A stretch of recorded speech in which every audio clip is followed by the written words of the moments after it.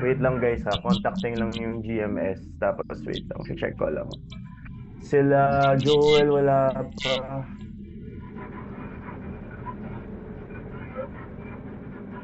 Ay, wala ka pite. Kado? Wait lang. Toyota na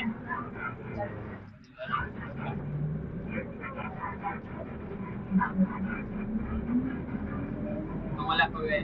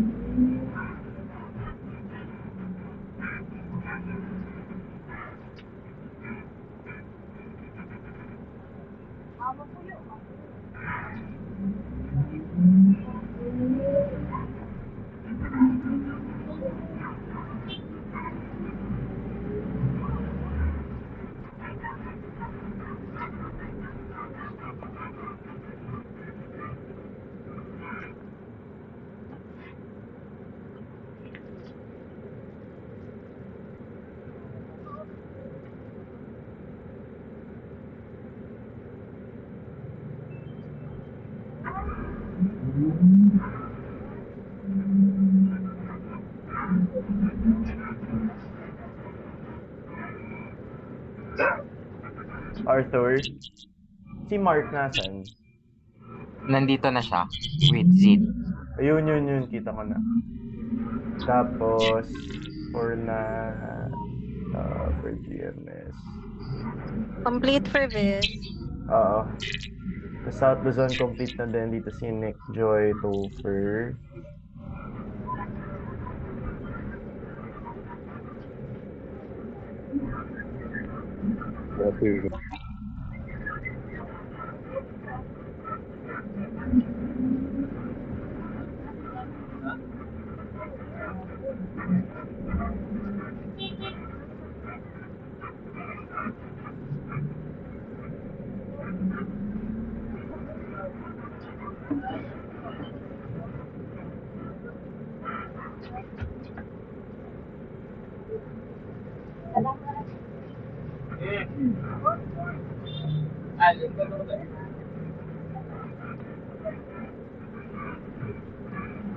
For GMS Mindanao, sino kaya representative natin, Arthur?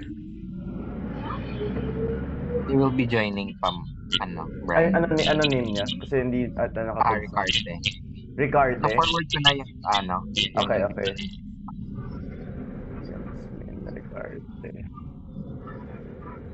Yung NCL, pag wala pa in 3 minutes, I'll not wait for them anymore. Hi, Sir Brian. Good afternoon po. Good afternoon.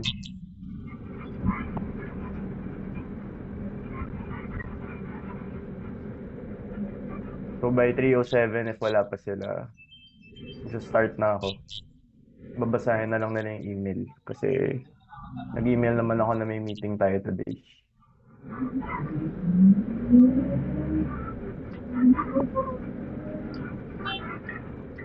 Good afternoon, everyone. Good afternoon, Sir Sage, Sir Arthur.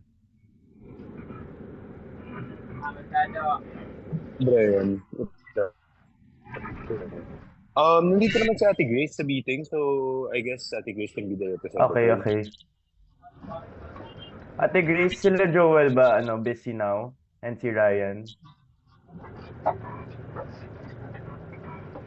Hello? Basak na yun, basak! Basak na yun!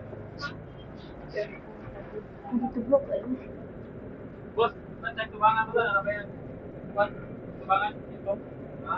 Na-game sa tubangan. Basak na yun, basak! Basak na yun, basak! Si Grace. Basak na yun!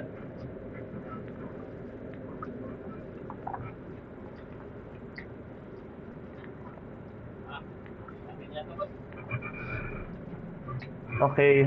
Hopefully, yan dito ka, Ate Grace. Pero yun, yung next steps na lang natin, if they cannot attend today, just make sure na lang to forward them the details kasi I'm sure sila naman ata yung mag-encode.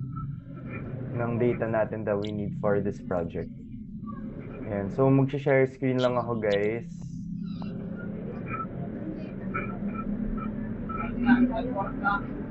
Okay. So, good morning, everyone. Ay, goodness. So, ayun. Hello, everyone. This is Brian. And ako yung project champ na designated for planogram execution. So, first of all, I want to say thank you to everyone for coming today and of course, giving your availability for this. Kasi for this 2024, as discussed in yung plans natin as FMS, planogram execution will be one of the major priorities in our store.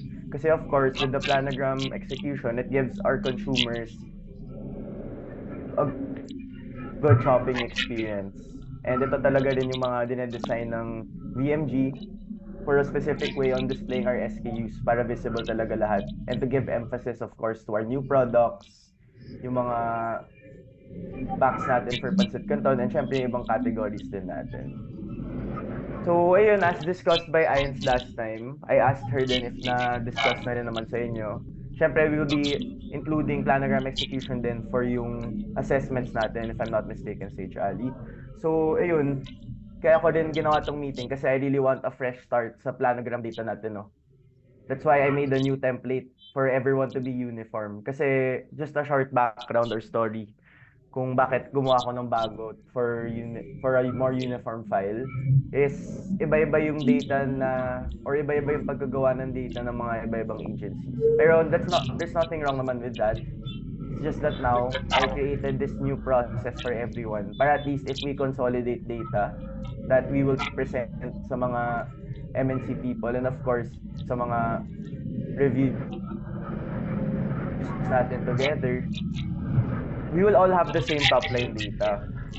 Top line data, tapos kung paano natin in-extract yung mga compliant and non-compliant, and also yung mga remarks natin na nilalagay, which I will be discussing later. So ayun, I want to start lang with the objective natin, no? So ito yung baseline na ginawa ko na planogram execution na result or kung paano natin execution. Bale, dati kasi I'm not sure if may ano tayo target goal, pero yung ginawa ko is 90% for 2024. I hope okay lang sa inyo yun. And in order to achieve this 90%, of course, number one is we need to get more accurate data for planogram readings. Kasi from some experiences na we had, kasi syempre lumarota din kami na FCAS, hindi nag-a-align yung ano, no? Just to be transparent with you. Sa mga file nakalagay, yes. Pero pagdating sa store, and we check yung planogram, hindi talaga siya compliant. So, syempre, it's okay lang naman, guys, if mababa yung baseline numbers natin. So, just to give a short story or example, let's say I have 10 stores, tapos naglagay ako 9 yung compliant. Syempre, maganda tignan 90%. Pero pagdating sa store, hindi naman talaga. Pero, we can start low naman, guys, and that's where we can really see the improvement that we're gonna have as a team. And di naman kayo titirahin na mababa yung execution yun ng planogram. Kaya rin natin ginagawa to, yun, as I mentioned kanina, fresh start. But at least we have the real numbers. After yung numbers, we can work on that together. Para yung goal natin, no? Let's say by December 2024, for example, lang now, 30% tayo. By December 2024, we're gonna hit 70%. Maganda yun, di ba? And maganda rin kasi may explain natin yung reason kung bakit siya hindi nag-hit. That's why I made the new template. So next naman, in order to achieve rin yung 90%, we have to classify the reasons kung bakit di nag-hit yung planogram, which I'll be discussing ulit later. And next naman is, of course, to seek assistance from MP. Kasi syempre, we can only work to an extent na ayusin yung planogram. Syempre, minsan walang stock yung, I don't know, maybe 4 SKUs from the planogram. Tapos, syempre, hindi siya na-execute, diba? Pero syempre, we will be lenient with you guys. Okay? So, just a comment lang ulit. For example, we have this noodles planogram. Tapos, isang SKU lang yung wala. Yung 6-pack na chili mansi. Syempre, we can be lenient with that and you can mark it as yes naman for now. Tapos, napalitan lang naman yung chili mansi into another 6-pack. Hindi siya considered... Ay, may sumali sa Teams. Okay, pero yun. syempre we can be considerate naman of that. Hindi naman ilalagay na no just because one SKU is not there as long as same variant or same classification yung nilagay. So let's say for example yung top shelves mo, di ba? 5 flavors pero yung isa wala pero minark nyo as no. Pwede nyo muna i-mark as yes if may buffer yan. Tapos syempre you make sure na lang that the merchandiser will replace that buffer SKU with the correct one, which the FCAS and COS will be checking naman during their field visits. So next naman, what is the goal of this project? Of course, we need a good foundation for making a perfect store. And syempre, planogram is one of the KRAs na binabantayan natin together. No? That's why we have it in the AC assessment, agency assessment, AC soup assessment, and then we also have it in the store assessment. Next naman, of course, to create a good shopping experience for our consumers. Syempre, yan talaga yung end goal ng Monde Nissan as a corporation. Next is to, of course, ano rin, di ba? Hindi lang kayo yung may gusto magpataas ng agency scores nyo. Pero ako hindi rin kami. Kasi syempre, we want to give recognition to you guys din for your efforts here. Okay, next is part 1. So, ayun, I'm gonna furtherly discuss yung 90% planogram execution and yung action steps natin. So, let's start muna with number 1. This is, of course, to get accurate data for planogram readings. So, ano ba yung steps na ginawa ko para mas accurate yung data natin? Number 1, para hindi magulo, 'di ba, sa pag-input. Gusto ko 1 to 2 lang yung maglalagay sa file natin, no? Kasi based on from my experience sa store assessment na database, marami naglalagay, so nagkakagulo. And iba-iba yung mga nasusulat. For example, syempre marunong kayo gumawa ng pivot, no? So let's say, may nag-input dati sa database na yung chain, Robinson's chain, tapos yung isa RHI chain. So syempre nagiging sa pivot table, nagiging iba yung Robinson sa RHI. Nagiging magulo yung grading natin dun. So I think this is a good step for everyone, no? If may recommendations kayo, on yung mga, if sa ginawa kong number 1 na isa lang, 1 to 2 lang yung gagawa, feel free to say lang, okay? Kasi ito lang yung naisip ko talaga, or na brainstorm, para mas madali for everyone talaga. Not just for us, pero para sa inyo din.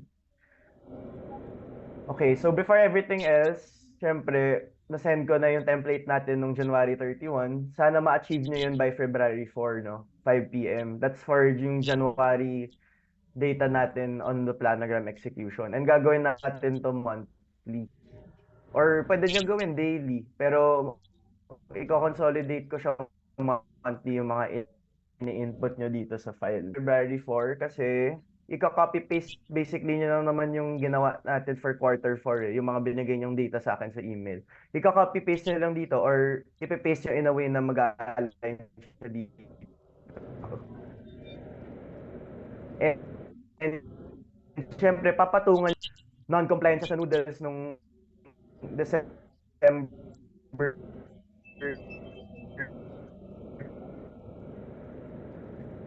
part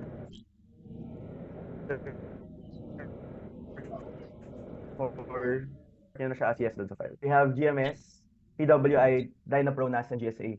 For me, maganda tong format na ginawa natin. Ibis na isa lang for everyone. Para you all will be uniform when putting data here. Kaya ito, for example, si GMS, sila PJ na maglalagay doon, tapos yung representative ng GMS Mindanao, tsaka may sumasali sa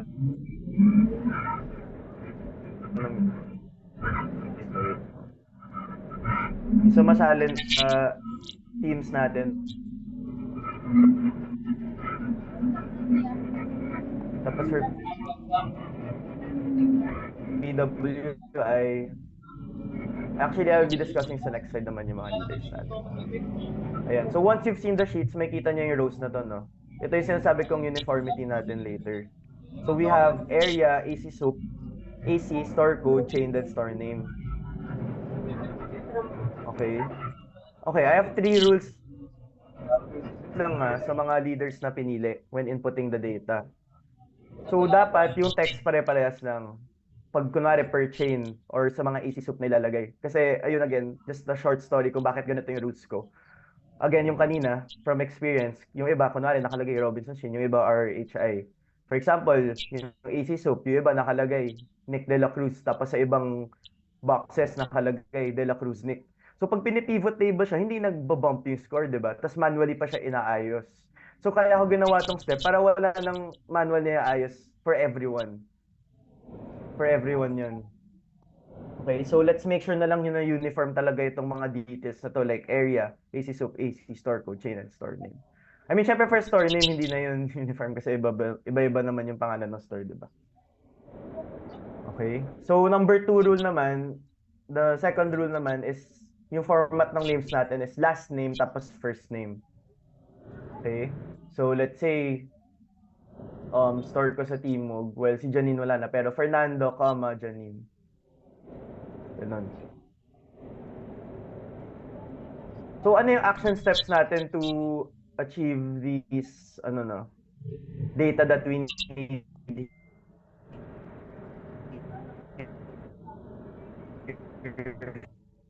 from, okay, wait. Lang, may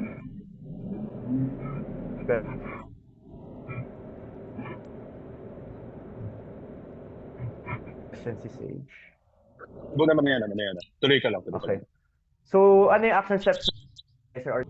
If hindi po pa si store na mag-picture, syempre best effort tayo.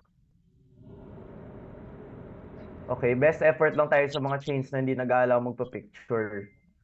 Pero, ito yung mga chains na pwede mag-picture, nag-expect kami as a team na may picture kayo dun.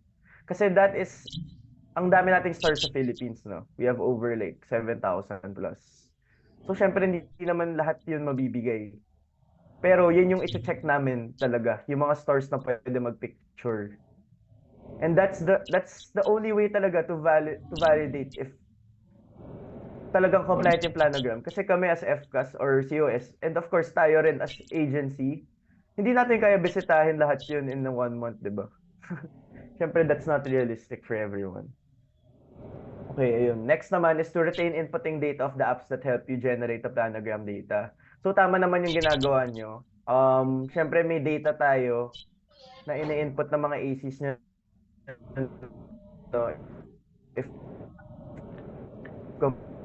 compliant siya or not. Tapos doon niya na siya din this week. So, just keep retaining that and syempre, align it na lang sa template na ginawa natin. Actually, copy-paste lang yun from GMAC users. Kasi yes or no lang din naman as reviewing yung file na ginawa ni Robert, nag-GMAC din naman yung ginamit niya. So, in-store nego of dicers and ACs, of course, kailangan natin to kasi syempre we want our best effort on putting the planogram. And syempre, kailangan na rin tama yung coaching nyo sa merchandiser. And syempre, if hindi pumapayag si store na gawin yung planogram, we try our best. So for example, last time sa Evercom, Commonwealth, nag-visit kami, na-identify ng team, andun pa si Sir Sam na mali yung planogram natin. No? So si Sir Sam nag-spot check din yun sa mga store. So hindi siya compliant, pero nanego ng dicer, kasi hindi pumapayag talaga si store before, pero nanego ng dicer na gawin yung MNC planogram, which is nagawa naman in like 2 days. So hopefully, ganoon na yung action steps na ginagawa ng iba. Kasi yun talaga yung natin.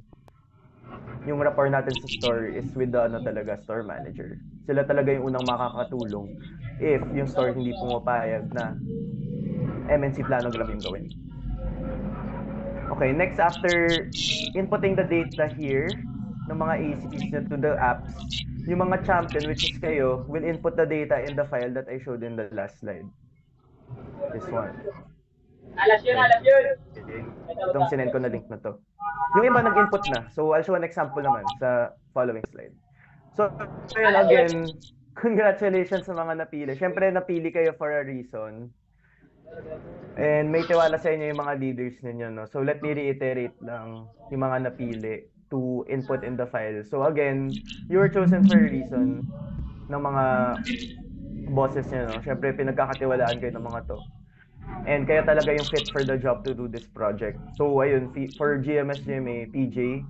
For NCL, si Ryan and Joel. For South Luzon, si AJ tsaka si Topher. Bakit GMS SLG? GSA yan ha. Ay, sorry. GSA pala yan. Tapos sa GMS SLG, si Nick Si Nick. De La Cruz. Sorry, nagkamali lang ako sa slide na to, guys. Tapos for Dynapro, si Flynn Adams. Ganda naman ng pangalan. PWI, si Carlo. Sa NAS, si Mark. Tapos sa GMS Min, si Ricardo. Okay, so now, ayun, proceeding to step number 2. Okay. How will we classify the doors not hitting the planogram? Okay. Okay, so as mentioned in the email, I'm sure naman lahat kayo nagbasa na nito, no? Now, once you've filled up yung mga area, AC soup, etc., it is now time to move on to the planogram and codes. This is from Noodles to Dutch Mill Soy Secrets. So, ito yung 8 categories natin, guys, ha?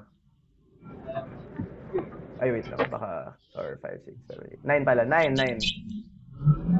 So, ayoko na ng segmented na display. Hindi na yung ginawa ng ibang PowerPoint yan. Pero it's okay kasi hindi naman kayo binigyan ng instructions before. So, I understand. Pero now, we will all follow 9 categories lang.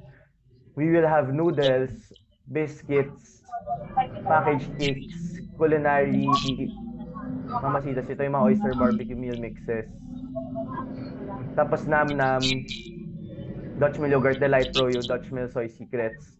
Ito guys, just to give a background, baka mag-add ako dito. Kailangan ko lang mag-align muna ulit with sila James about it, no? Kasi may mass display pa tayo. Pero nag-usap naman kami ni James, we're gonna talk about it muna. Pero for now, ito muna. Okay? For now, ito muna. Okay, so may tatlong rules din ako when filling up these columns. Y or N lang gagamitin. Walang magta-type ng yes or no. Y or N lang. And ginawa ko naman drop-down column yan. So, ipipindutin nyo lang. Tapos nandiyan na nakalagay. Tapos for yung mga reasons natin, yes, ano rin, uniform lang din tayo. Ito, I made this meeting din kung may ibang reasons na pwede ko ilagay dito kasi hindi naman ako familiar sa mga ibang reasons na nakalagay na hindi kasama dito. So number 1 is out of stock or critical stocks. Number 2 is limited SKUs carried or syempre hindi carried yung iba. Next is limited space. Tapos number 4 not implemented by the dicer. And number 5 is store has own display. So if ever may na hindi ako nasama dito, now is the time talaga to tell. Kasi magla-live na tayo dito by month of February. Okay. So ito yung example na ginawa ni Joy, if I'm not mistaken, for South Luzon. So ito yung South Luzon sheet na kinuha ko from the file, no? This is a quick screenshot lang. So for example, we have here Carela Novali, naka-N siya. Tapos sa drop-down column, napili ni Joy na limited SKUs carried lang. Kaya hindi siya compliant. Okay. Next is now we're gonna seek assistance from MTN agency if di na gawa yung planogram. Specifically, if empty, low stocks. Kasi syempre sila yung nag-order nun or out of stock. So sa kanila tayo magpapatulong dito. Tapos ito yung big for me yung sa agency. Kasi yung orders, sasabihan lang naman sila niyan Pero dito sa agency, dicer competency tinitingnan natin here. Kasi not implemented by the dicer. Kasi let's say ako Kamanava sa field visits ko. May na-identify akong stores na matagal na yung dicer. Pero hindi siya familiar sa planogram natin. And I'm curious lang kung bakit. Kasi, of course, matagal na siyang dicer And palagi siya nasa dicer's meeting. So it's either hindi siya nakikinig or hindi lang siya aware na may planogram tayo. And yan rin yung questions ko sana sa mga iba rin na nakaka-experience doon. Kasi syempre we want to help din, no? It's not just tinitira natin yung dicer, pero we want to help kung paano kami makakatulong para maalala niya. It's not more of maalala, pero ma-understand talaga niya yung concept kung bakit kailangan gawin. Kasi before natin mina-memorize or ini-implement, we have to understand why we do it. Kasi hindi naman ako, for example, hindi naman ako mag-rota if I don't understand why I'm doing the rota. Diba? Ayun. Sa agency din, if store has their own display, si dicer na magnenego nun. Diba? And syempre, tutulong rin kami dun. Pag nag-field kami nila Sage, kami nila Ali, tumutulong din kami dun. on mga peculiarities na ganyan. Pero if talagang hindi pumapayag yung store, pero syempre, we're not gonna settle for that kasi malay mo pumayag sila, di ba? Pero if talagang hindi, let's say 3 beses na natin tinanong or 2, talagang wala na tayong magagawa doon. That's out of our hand na talaga. And that's okay. Okay, hindi naman bad thing yun. Okay, part 2, discuss naman natin yung goals. Siyempre, we want to create a good foundation for making a perfect store. This is one of the, again, mentioned kanina, this is one of the key areas talaga na binabantayan natin. Kaya, sinama na rin siya sa mga assessments natin. Kasi, priority na talaga to and goal natin together as a team and for MNC, as mentioned din by Sir Sam, is to create a good planogram or implement the planogram sa store. Kasi that's where we see din yung strength natin as a team and as an agency na nagagot natin. Ayan. So, ano yung gagawin namin as FMS? Magkaka-spot checks kami on stores with correct planogram. So, ano ba meaning nito? At first glance, hindi siya like basic basahin eh. Pero ito yung mga stores na naka-indicate na yes dun sa file, magsa-spot check kami dun mga FCAS and COS. I-check talaga namin if yung nilagay yung data is tama. Tapos itong second na nilagay ko sa what will we do. Sila James yung nag-usap about this. So nag-decide siya na magkaka-deductions tayo for stores na implied na nakalagay na correct planogram siya pero mali talaga. Okay. Tapos I will be including din on the spot check. Let's say pumili ako ng 2 doors per agency to give a picture na tama talaga yung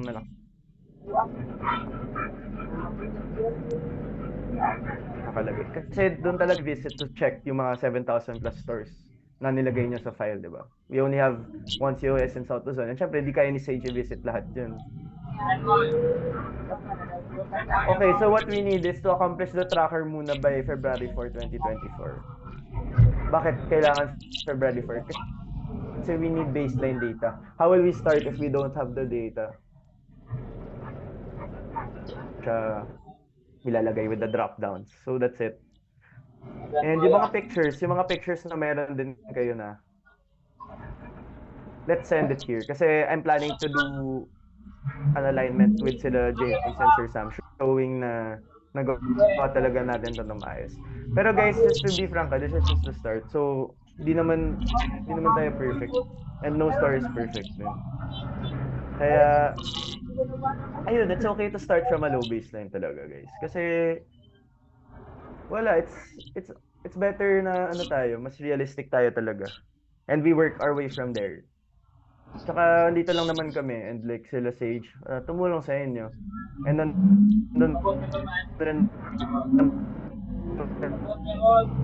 yung merchandises niya to help.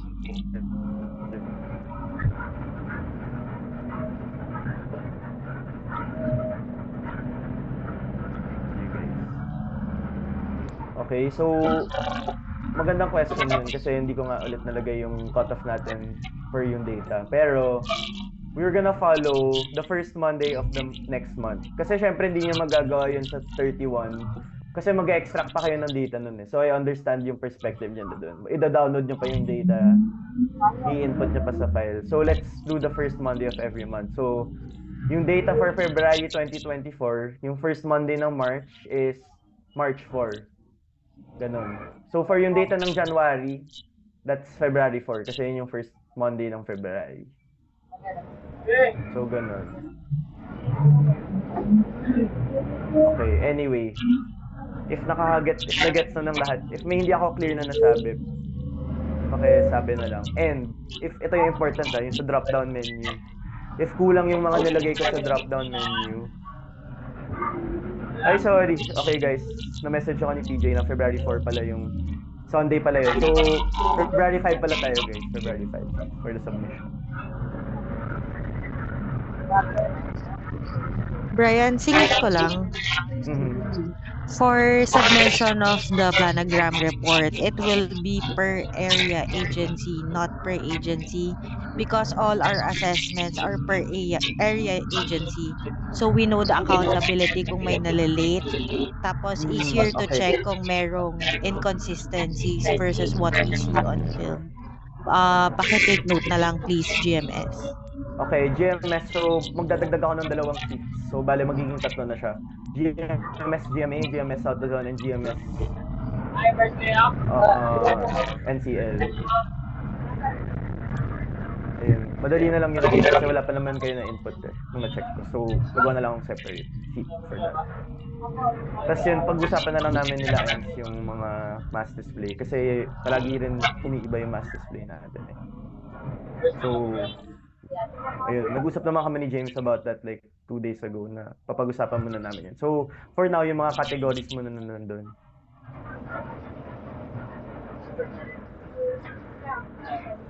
Ayan. Papakita ko na lang ulit yung drop down guys para if sa tingin nyo may concerns pa na hindi ko nasama.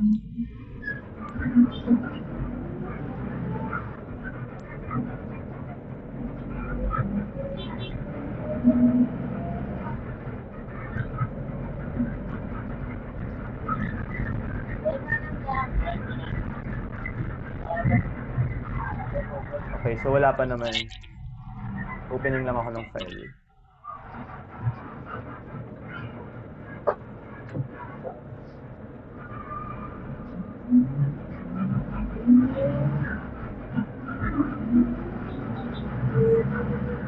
Ayan.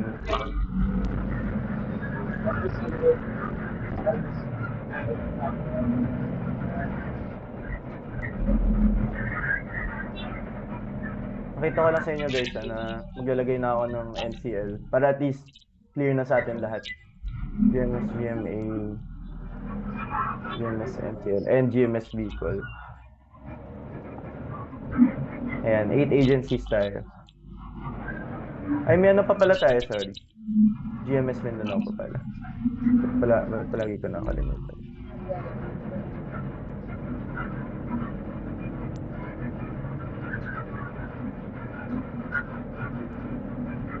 Okay, so 8 sheets na tayo, guys.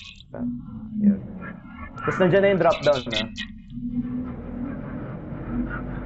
So punta muna tayo sa nagawa ni Roy para may clear example kayo. Ayan, so ito yung 5 na nakasama sa drop down. If ever may suggestions pa kayo from these 5, let me know now na. Kasi ito yung ilalagay niya sa January na file which is this one. So baka may peculiarities na nasa area nyo na hindi ko alam. PJ raised hand. Yes, PJ. Yan. Hello sir, good afternoon po. Sir, dun sa Yes. ano po, yung sa yes and no po. Like for example for Mindanao kasi wala silang delight. Wala silang delight. Baka siguro sir, pwede natin idagdag dun sa yes and no, yung not carried. Actually, pag hindi kasama yung delight, iba-blackout ko na lang para hindi siya kasama sa data. Okay, Ganyan. sir. Okay sir, thank you po.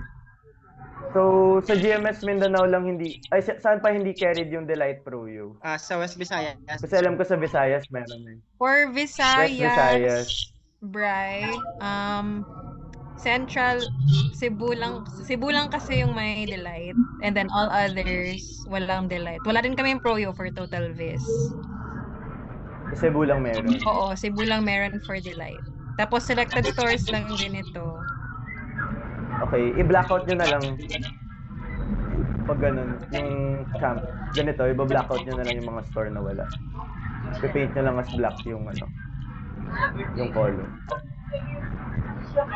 Okay, sorry, may question lang ako dito kasi may nag-blackout din ng na from GSA. Ano meaning na to? Hindi carried ba? Or Yes po, Sir Brian. Not carried po. okay, not carried daw. So yung mga not carried natin, guys, i-blackout na lang natin. Sa COS and FCAS, let's make sure na yung tinag as not carried is not carried talaga. Oo.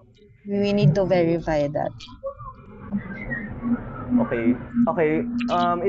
Explain ko lang yung difference kasi baka naguguluhan din kayo kasi meron dito limited SKUs carried. Tapos dito not carried. Iba 'yun. So for example, may planogram ako ng example lang to guys May planogram ako ng Monde Mocha, Monde Mamon Mocha, Monde Mamon Classic, tsaka Green Puff na actually wait lang gulo. Flavor assortment, Monde Mamon Classic, tsaka Monde Mamon Mocha. Tapos sa store na yun, hindi carried yung flavors assortment. That means limited SKUs lang ang carried. Kasi carried naman yung Classic tsaka Mocha. Itong not carried talaga lahat. So for example, itong Karela Management, not carried yung package cakes. Yun yung difference niya. So if naguguluhan lang kayo dito sa limited tsaka not carried talaga. For example, yung delight ng GMS Min, not carried. Pero sa GMA, may store na kunwari, delight 100 ml, hindi carried, pero yung 400 carried. Yun yung limited carried SKUs compared to the not carried talaga.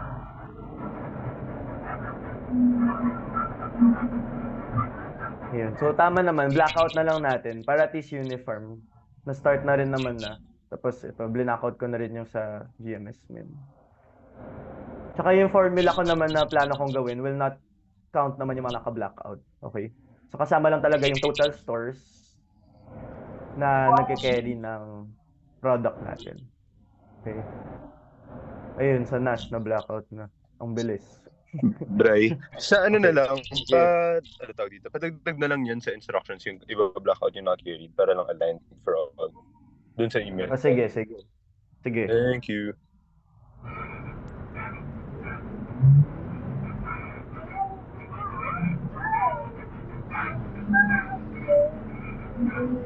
Bray, clarify ko lang din, no?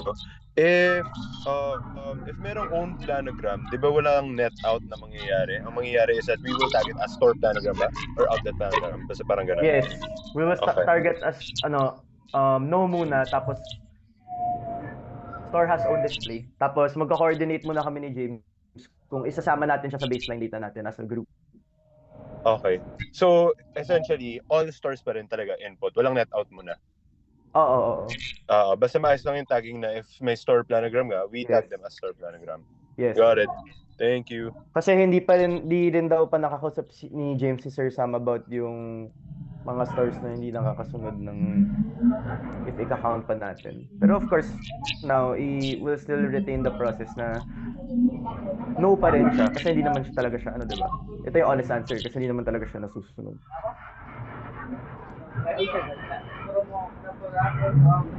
So yun lang guys. If may questions kayo or hindi clear, I think now is the time. Kasi minsan lang rin itong lahat tayo na nandito right for this kind of meeting. I have a question. Na February 5 on the planogram report generated from GMAC. And to be inputted din sa file. What if, so example, hindi siya ma-generate from GMAC, they will just manually input yes or no? Like example, di siya na-visit pa na store. If example lang talaga na may store na di pa na-visit.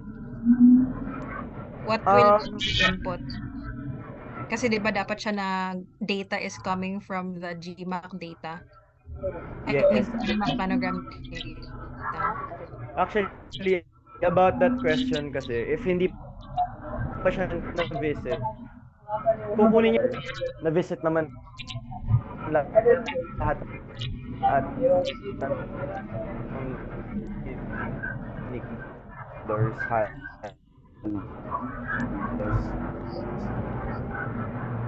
So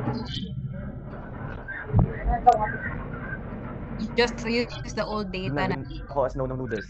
I-assume ko na the month of January, hindi pa rin siya naayos kasi hindi ko pa na-visit. Pero accountability ko na yun, na kailangan ko siyang balikan para ma-update yung ano.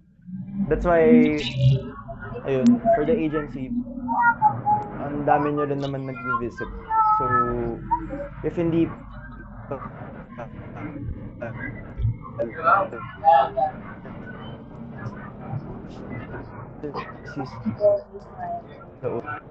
para ma-check nyo. Yun. Or kahit in your MCP, hindi naman lahat. Like, step by step lang. I understand may iba din kayo priorities sa service at hindi ng planogram. Pero yun, upon reviewing naman, yan muna yung ginawa ni Robert din for like the month of January. Galing December yung iba. So, let's all be ano na lang dun. Kasi, yun. Kasi wala rin, mas better na may malagay tayo imbis na wala, not visited. Okay, and then I have another question lang. Or like, for the pictures, we can actually generate it. I think it was discussed before na ma-generate siya from the GMAC. So, they will just use those pictures na lang. For example, when you ask for a photo, di ba may part ka na you will be asking for the photo. So, generate na lang per agency from the GMAC yung photos nila. Okay. Okay. Sige, thanks, Bri. Yun guys, yung sinabi ni Ali, don't forget na lang. Kasi, honestly, I didn't know yun rin na may picture na nakukuha from GMAC.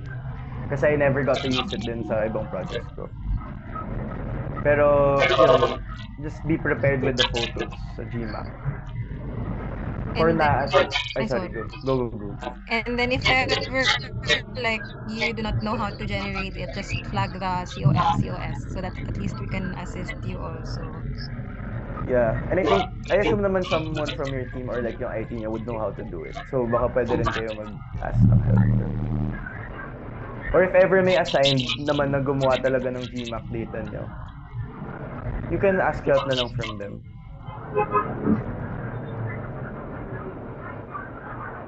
Yun. For North Asia naman, Bri, no, since wala silang GMAC, they're using Warp. Yung ginawa namin last Q4 is we'll just compile it in PPT. But if you will submit any link for submission, then we'll just compile it na lang.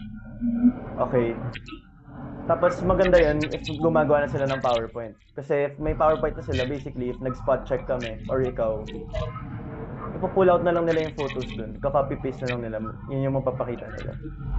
Kasi itong spot check, gagawa pa akong file nito guys eh. Pipili pa kami ng doors nila Eins. Kung ano yung nakalagay na yes. Tapos, yun. I-compile na lang muna namin sa PowerPoint. Pero yun, kaya hindi ko muna in-include sa email yun. And nilagay ko muna sa action step dito. Kasi hindi pa siya final kung paano namin gagawin. So for now, let's focus muna din on yung mga assignments. So yan, to summarize lang guys. Okay, what we need now is yung data from the route of the ACs to be inputted in the file to be submitted on February 5, first Monday of the month. So, ano pa ba? Dili lang niya. Yun lang actually. Kasi baseline data muna kailangan namin para makapagawa kami ng action steps sa iba. Dapat ganyaw ato nga. That's it, to be honest. I hope lang na masunod lahat ng instructions kanina, which is indicated naman sa email. I will be making a sheet na lang ulit with the instructions sa first sheet ng file, yung before GMS-CMA, para at least if kailangan nyo ng refresher, hindi na kayo babalik sa email, doon na lang sa sheet mismo.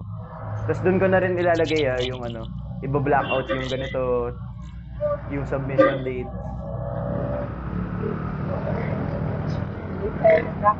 Yun lang.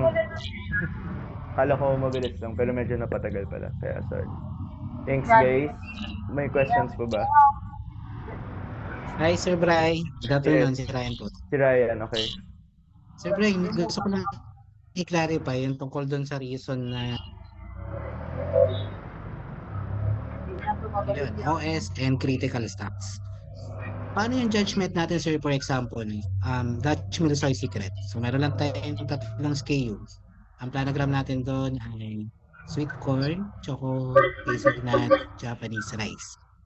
nakita natin sa display, wala yung gitna, choco. Pero yung pagka-display niya is sweet corn naman, sa ilalim si Japanese rice. Anong treatment natin doon, sir? Yung sa mga ganun na treatment, kasi no muna siya, ha? Hindi, Bri. Or Ang yes, no? tinutukoy ni Ryan is nakuha nila, so long as nakuha yung blocking, Rai, ng SKUs. And kung tatlo yan na, since Soy Secrets yan, 2 out of 3 ang available, it should be tagged as yes na. Basta nakuha niyo yung blocking na supposedly mo-follow yung planogram if you had the stocks. Yes. Ganun. Tama. Ay, sir. Ay, may follow-up question pa ako, sir.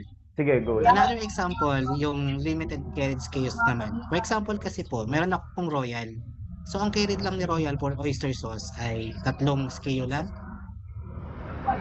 Yes. Na-display ko naman siya based doon sa planogram natin na pouch sa taas, tapos mga bottles na nilalaki sa baba. Ano din po yung treatment natin doon? Yes din yun, kasi hindi naman siya carried eh. Yes Okay, din yun. sir. Kaya ako rin ginawa Thank you. yung drop-down menu. Kasi guys, pwede din kayo maglagay ng yes, pero limited SKUs lang yung meron. The only reason why matatag siya no pag may OS ka is obviously pag lahat ng stocks is OS. Yes, Or ganun. majority of the stocks is OS kasi paano mo ma-secure yung planogram blocking mo kung ang dami mo OS. For sure, most of the stores will have you put competitor SKUs. Very seldom yung hayaan nila na other stocks natin. So, syempre kung wala na tayong basis kung saan ba talaga yung planogram or if masusunod siya, we will tag it as no. Pero thank you for the call out, Rai. Valid question naman. Meron pang isa, last na lang. Sige, go lang. Pasensya lang po kayo, Wait. nagagaling lang Okay ako na. doon sa mga reasons. Tama naman. Pero wait lang, Ryan, before ka mag-start. Ito guys ha, i-distinguish nyo muna yung totoong issue kung bakit. Kasi we might not know if OS siya or if filling issue siya eh. So, kailangan din natin makita if baka meron stock sa warehouse. Diba? Bago natin, let's make sure na lang bago itag. Kasi malay nyo, itag nyo as yes. Tapos may mga OS, let's say yung chocolate. Pero sa backroom meron naman. So that's one of the, things that we have to check. It's really correlated lahat ng carries natin. So yung sinasabi ni Ains, that's very rare ha, yung lahat OS. Let's say yung tatlong Dutch Mill mo OS. Yung tatlong Soy Secrets mo OS. No na yun kasi competitor space na yung nakakuha nun eh. Tapos kaya rin namin nilagay yung drop down para ma-flag siya agad to us, FMS, para masabi namin sa MP na, oy, hindi kami or may panglaban kami kay Sir Sam na, uy, hindi namin na-execute to kasi walang order talaga.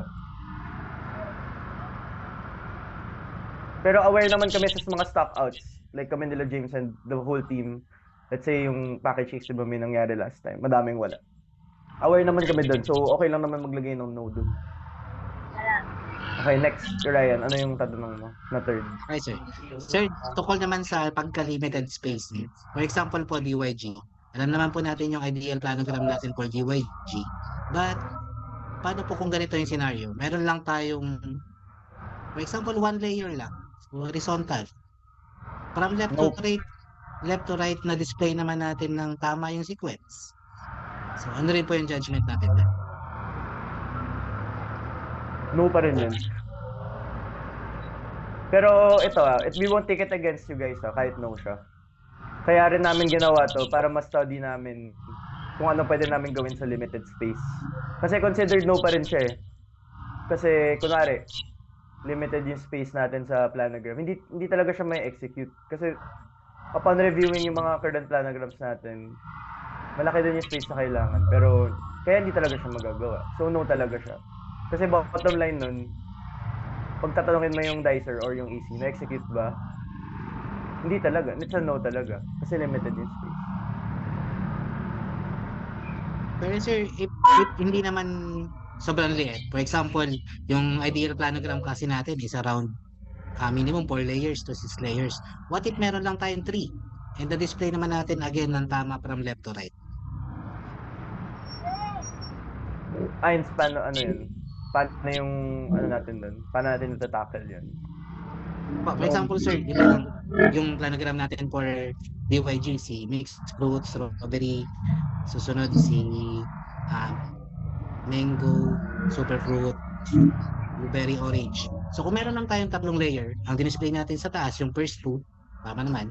Yung second layer, yung second two. Yung third layer, yung third two. Na-mute mo.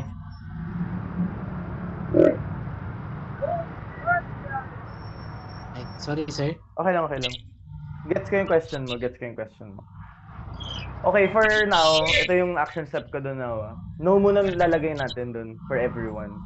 Tapos mag-usap na lang kami internally ni Ains and James kung paano yan. Kasi yung final call talaga manggagaling kay James doon eh. Pero as aligned, yung pinag-usapan namin ni James 2 days ago, no muna yun.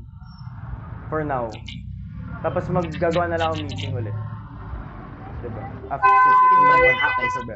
Happy po, sir. Thank you po, okay. Thank you. Thank you din. Good questions yun, actually. Okay, si Bong... Excuse me. Ay, okay na, sir, okay na po, sir, na solve na po, sir. Thanks. Sir, i-add ko lang po. How about yung mga, kasi po for Mindanao, for the Dutch Princess Secrets, ang available na lang for Unipace is choco, hazelnut. Tag siya as no? Yun yung tinanong ni Ryan kanina. Tag mo na siya as yes. Kasi, out of stocks kasi yun, sir eh. How about not carried na siya? If not carried siya, yes pa rin siya. Pero i-drop down nyo lang yung menu na may limited SKU siya.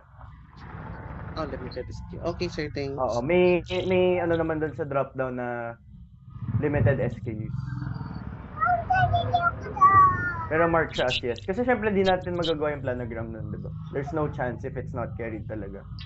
Pero if nagawa niya naman yung best effort na, ayun, sa example na binigay ko kanina, yes siya. So for example, yung planogram natin, left to right, Monde, classic mamon, tapos mocha sa gitna, tapos flavor assortment sa pinaka-right, tapos hindi carried yung flavor assortment. Yes pa rin siya, pero itatag niya siya as limited carried SKUs. Nagawa niya naman yung planogram eh. It's just that hindi niya siya mako-complete kasi hindi carried talaga. Pero nagawa niya naman kasi naka-align naman yung mocha. Sugar lang.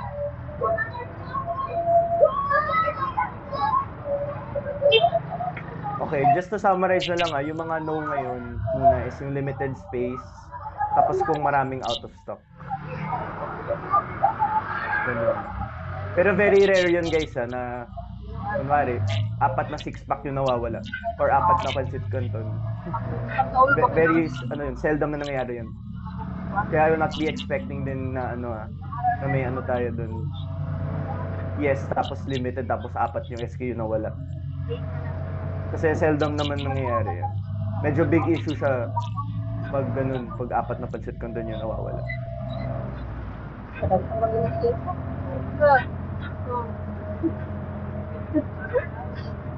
Ayun, hopefully clear na.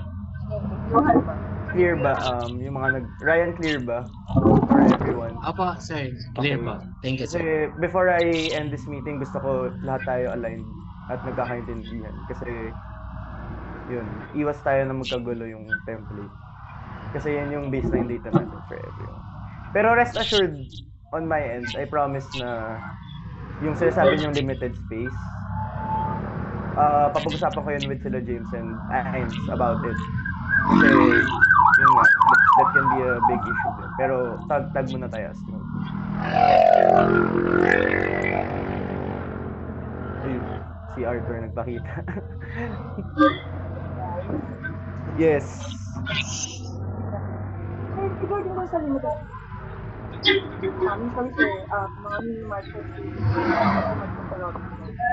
pero pag mag-base naman kami sa sa class din na plan, pasok pa din po siya dun sa supplier.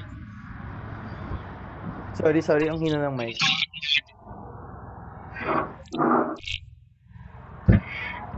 Ano yun ulit, Joy? Si Joy ba yun? Medyo mahina lang yung mic mo. For Pure Gold Mini Mart, sir, and yung mga Robinsons Easy Mart, usually kasi, sir, yun yung mga customers namin na naka-no siya for planogram compliance due to limited space. Pero, sir, di ba, pagka i-base namin siya with the planogram po na per cluster, or I mean, yung clustering po ng doors,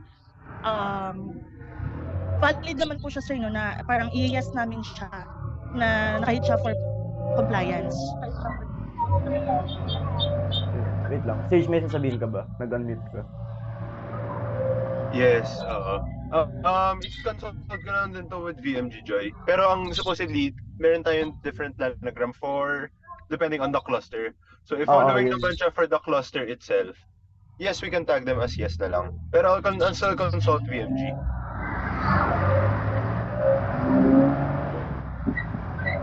Yan.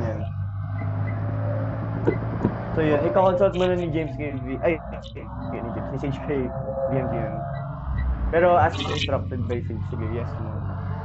Pero kailangan yung clustering nun. Kasi diba may sales bulletin naman tayo lahat. May kita niya naman yung planogram for Minimart or yung mga small format stores. Kasi iba-iba yung, di naman uniform lahat ng planogram throughout yung iba-ibang chains natin like yung Minimart or Easy Mart na Robinsons. They have their own planogram for those small stores which is in the sales bulletin. So, hello. Ay, okay. Yun, gano'n na lang muna. Pero yung sinasabi ni Ryan kanina na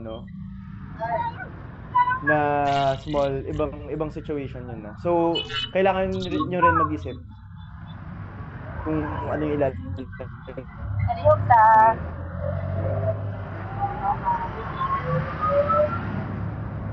Like, think first before inputting the data. Kasi let's say, I'll give you an example. May planogram tayo sa Minimart. Tapos, nasunod yung clustering, pero nasunod yung clustering ng flavors, pero yung eksaktong nakalagay doon sa sales bulletin na kailangan ng 3 facings nito, hindi nasunod. No pa rin yan. Limited space. So, you really have to...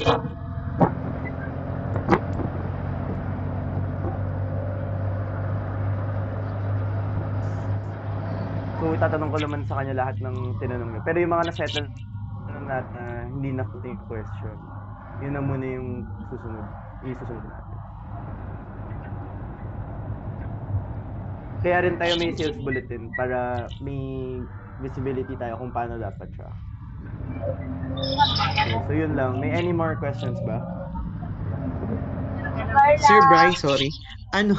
For Prince Chain kasi Sir Bry, actually na-follow naman namin yung MNC planogram. However, parang may TTA na bago na dumating and yung planogram ng TTA nila tsaka with the MNC PD mirror, so masisira siya Sir Bry. And per stores, gigibain talaga nila yung planogram namin.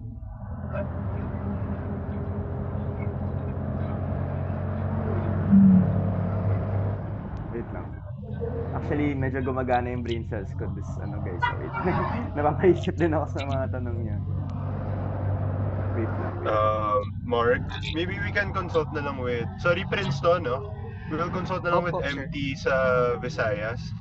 Ali, baka we can help na lang ask dun sa MT ng Visayas on how we can either one, align with the planogram. And if magpo-persist talaga si Prince na gusto nila planogram nila, edi we will tag it as store planogram. Was I able to answer the question? Note as store planogram, oo. So there's, yung mga print stores, sinasabi na they have their own planogram and they cannot follow ours. Yes. So tinatanong ni Mark sana kung kaya bang, kung ano yung, kasi may ipit sila dun eh. So baka lang we can try to negotiate with the Prince Cam if kaya mapa-follow yung planogram na lang natin or something. Okay, sige.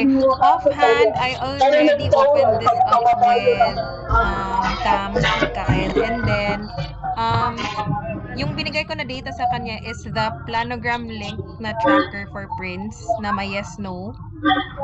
And then, yung store na you're referring to, is it no na nakalagay sa na sa tracker. If it's already no, then part siya ng ni-raise ni Kyle. But I will follow through if ano yung status or feedback ng HO kasi they acknowledge, si MT acknowledge naman that they will be the one to negotiate for the following of the planogram na.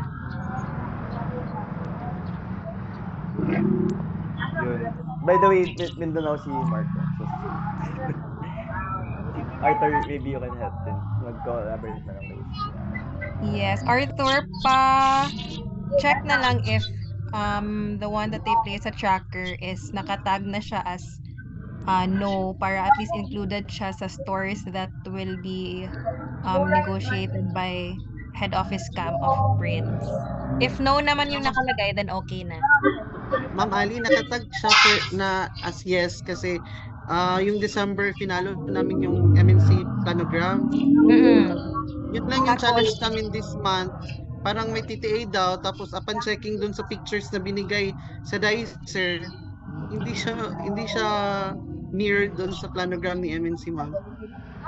So pina-change nila yung planogram from December na MNC planogram sa January, iba na yung planogram, tapos it's Prince planogram daw, own planogram nila. Yes, ma'am. Okay. Sige. Arthur, check na lang which stores are not allowing na mag-follow ng planogram. Tapos pwede i-edit sa file or yung sa Prince planogram tracker as no. So that ma-update ko na lang yung data also and then send to head office cam. Okay. Miss Ali, Bong. Miss Ali. Yes, Bong? Actually, Miss, si Prince Karomis, across all Prince, nag-refacings na sila. Nag-start na sila 2 days ago na. Across all Prince na, Miss. So, sila own planogram i-follow. Okay. Sige, so if that's the case, wait, for other areas ba for Prince also, they're also refacing, like for example, for Luzon area? Meron Right? Can you confirm for Prince Angat? Kasi if all, then I will endorse all the doors to be negotiated. Yeah. Just to clarify lang, Ali, no, noong December kasi, na-implement na namin yun, following yung follow-up ni James kasi nga daw, na-approve na yung MNC planogram ng Prince, so dapat siya execute. So, noong December, na-execute na namin, and right now, may problema lang for this siguro January kasi may bagong TTA na naman na binigay yung store, which is different from our planogram. Okay, so the same situation with Visayas also. All right. For Luzon ba, is it the same situation for the Prince stores? Yung mga may Prince dyan, baka someone can give an answer to Ali. Hi, Ma'am Ali and Sir Brian. Joel po for NCN. As of now po, wala pa pong ganong na-receive na memo for Central Luzon. So, nafa-follow po namin yung planogram. Okay. Okay, so I will endorse the Visayas and Mindanao doors na lang for negotiation through... Joy, for South Luzon, may bago na ba? May binababang memo sa atin? Wala pa rin po, sir. Wala ba? Okay, so following ko sa planogram natin, no?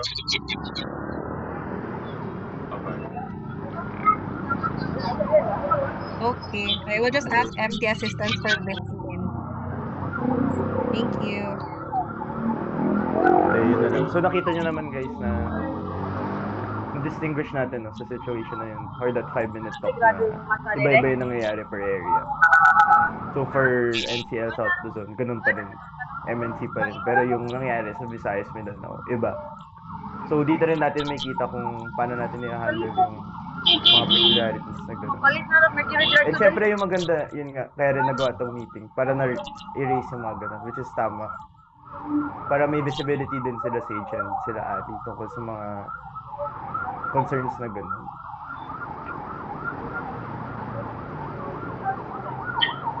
So, yun lang.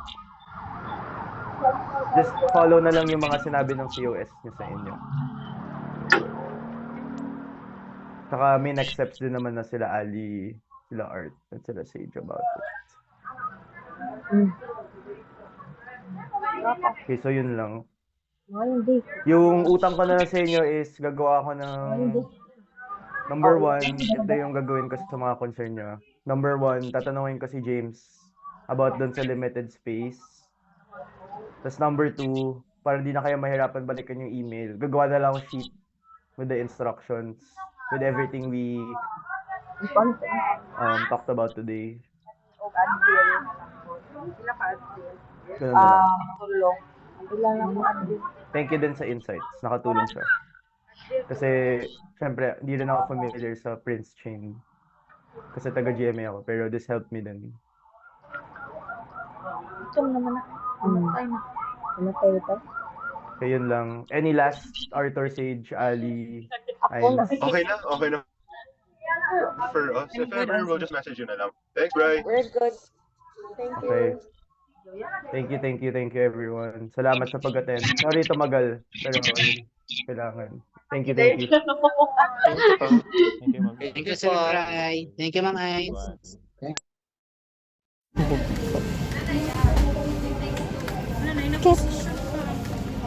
Uy, si Kuan